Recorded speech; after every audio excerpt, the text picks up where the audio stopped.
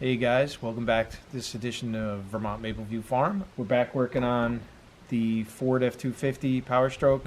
If you watched one of the last videos, we did a light bar installation. Today we're going to be doing a air intake. I believe it's an S&B air intake. Seems pretty straightforward. I looked over the directions. Take out the old, put in the new. Everything should fit. Pop back in where the old grommets and fittings were. So hopefully this will be pretty straightforward. The directions for this look way better than the directions that we had gotten for the light bar kit.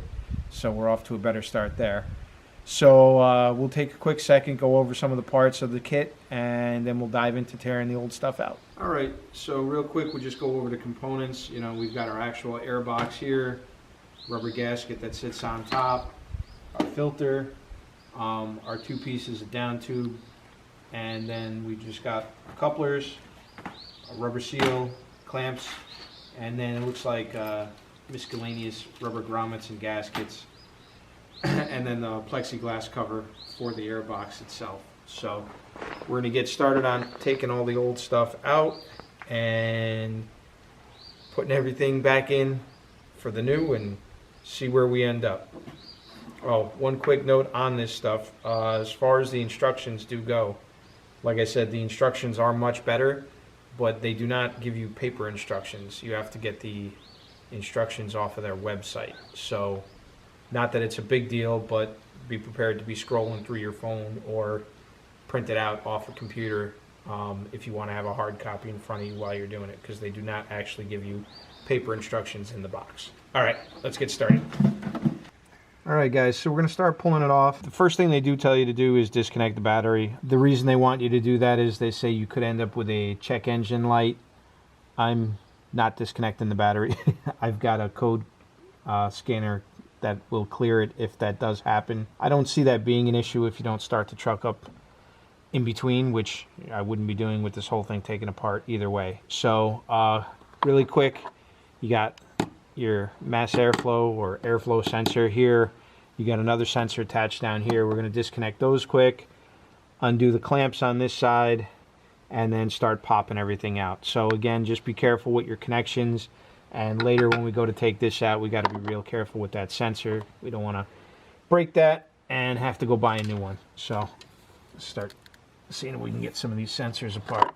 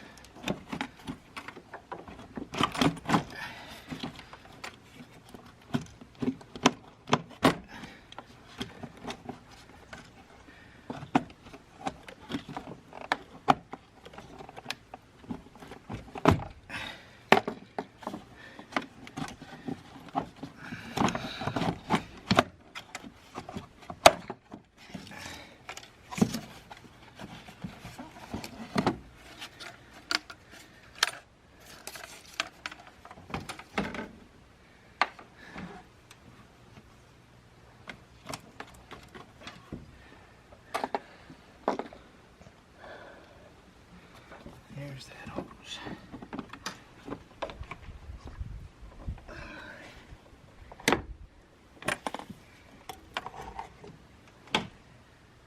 Okay.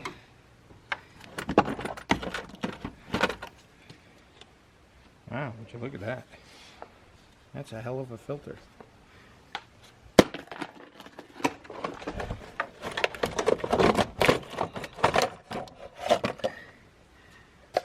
All right, old system is out.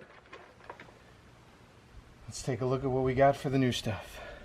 All right, so the first steps for the installation part, they want you to install this rubber gasket into the box where it's going to mate up to the intake for the truck, and then just install the box. So we're going to see how much of a trick this is going to be to get this piece in here.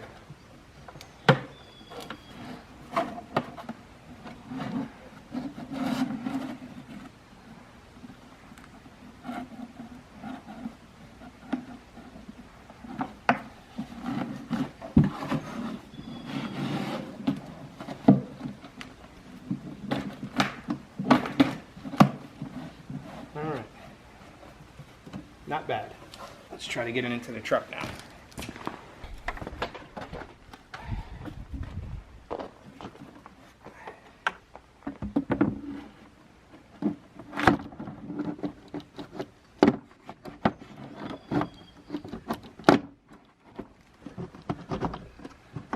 I think that's it.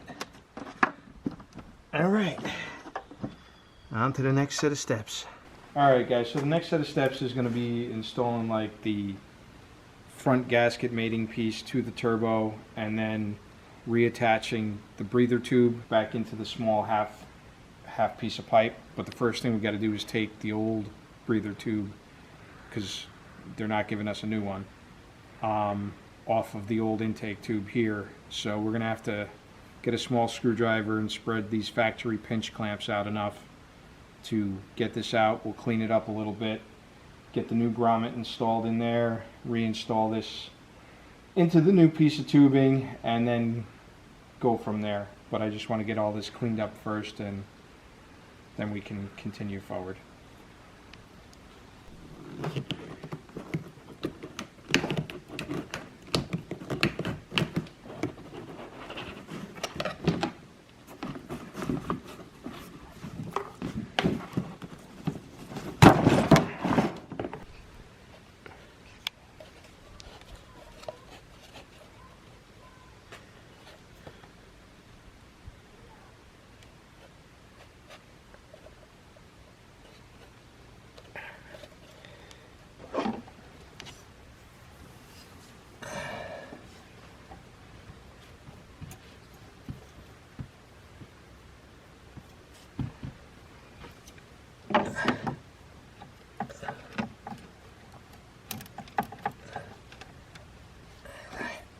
That's good.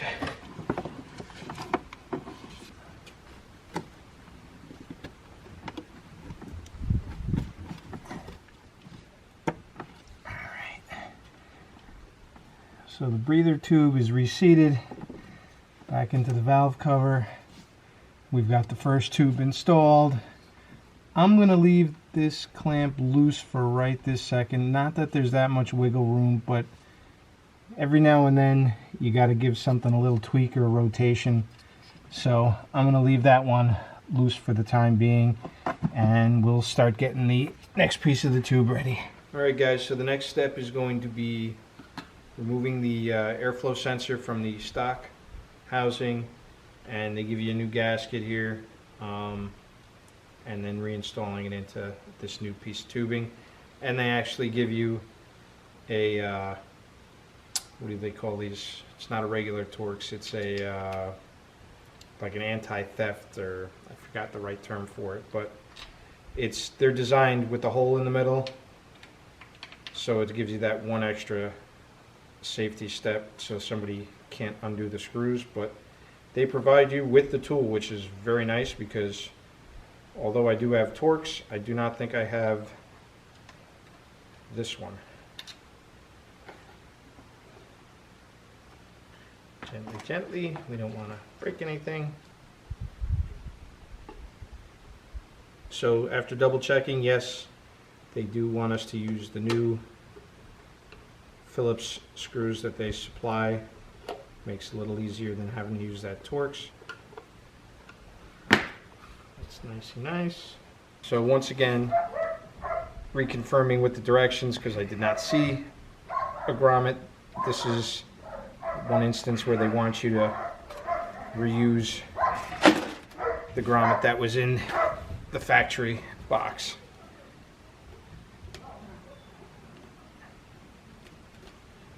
Just reinstall that one back into this tube, and then Again, I'm going to hold off on shoving this back in until I've got this seated so that I know I've got enough room.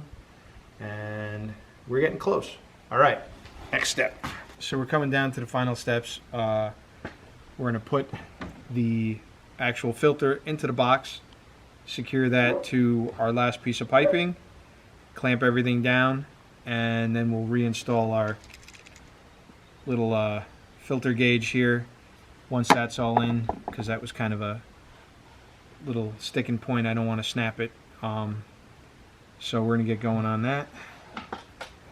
Let's see what we got here. This way. So that is going to sit against there.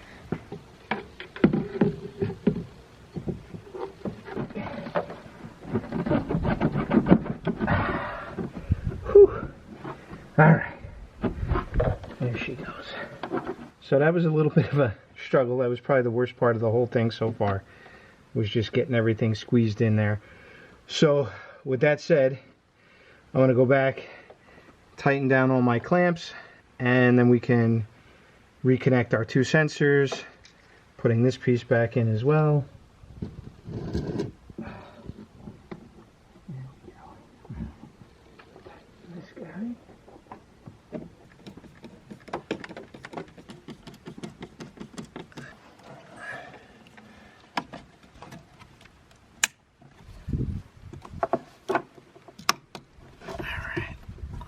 Back in. That's secured. Alright, so that takes us pretty much to almost the end. Now, oh wait, I'm sorry, I forgot. We got the one more clamp where the actual filter is.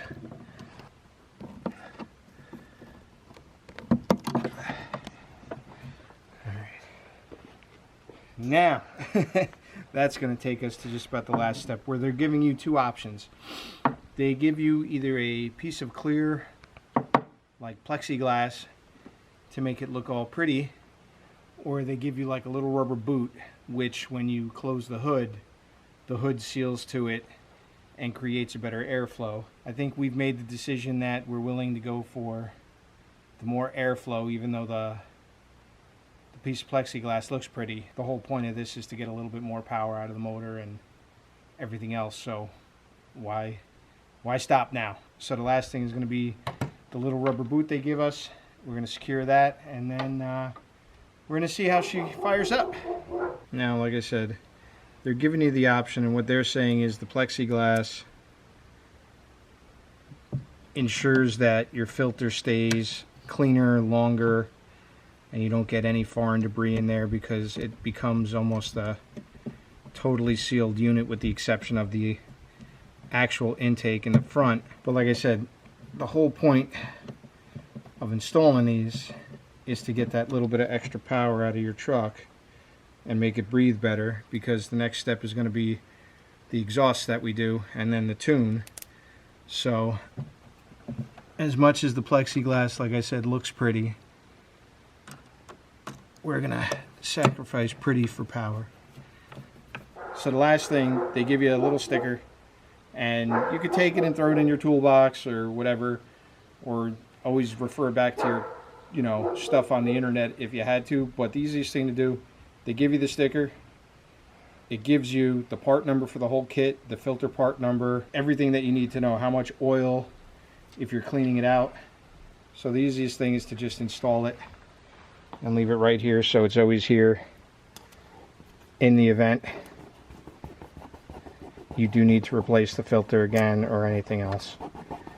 Alright, with that said, we're going to fire it up, see how she sounds.